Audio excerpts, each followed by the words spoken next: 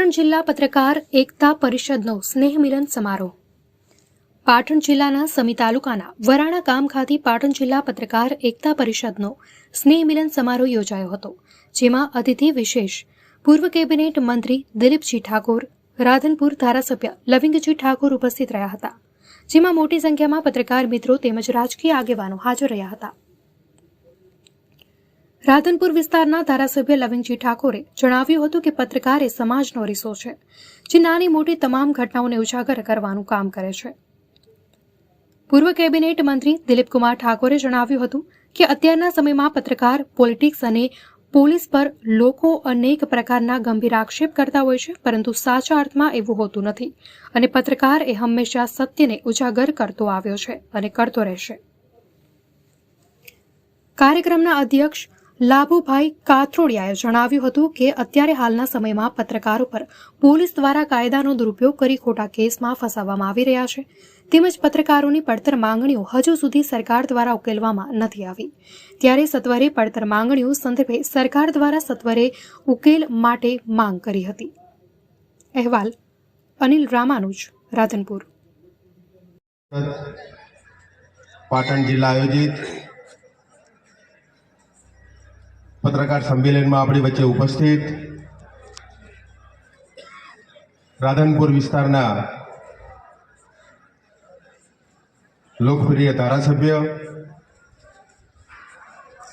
જેઓને આપણે સૌ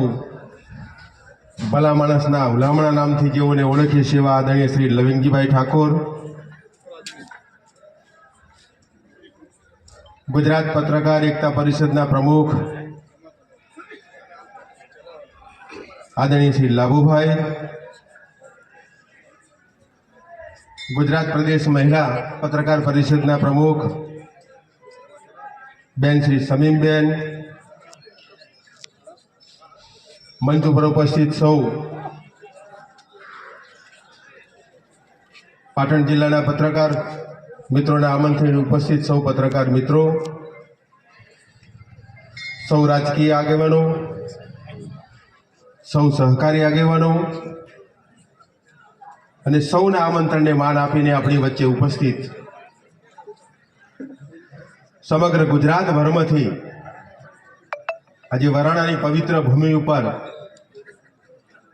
સ્નેહ સંમેલન, સન્માનનો કાર્યક્રમ અને ત્રિરંગા યાત્રામાં આ ત્રિવેણી સંગમમાં જે લોકોએ ભાગ લીધો હતો, તમામ ગુજરાતના સૌ પત્રકાર મિત્રો અને સમગ્ર વઢિયાર વિસ્તારમાંથી આવેલા સૌ આમંત્રિત મહેમાન. લવિંગજીભાઈ ઘણી બધી વાતો આપણા સમક્ષ પણ મૂકી અને જે રીતે ગુજરાતમાં અને દેશની અંદર પત્રકાર મિત્રો જે રીતે કામ કરી રહ્યા છે, આમ તો 3 P ગુજરાતમાં એવા છે કે જેને આપણે માસીય ભય કહી શકાય, અને 3 P ની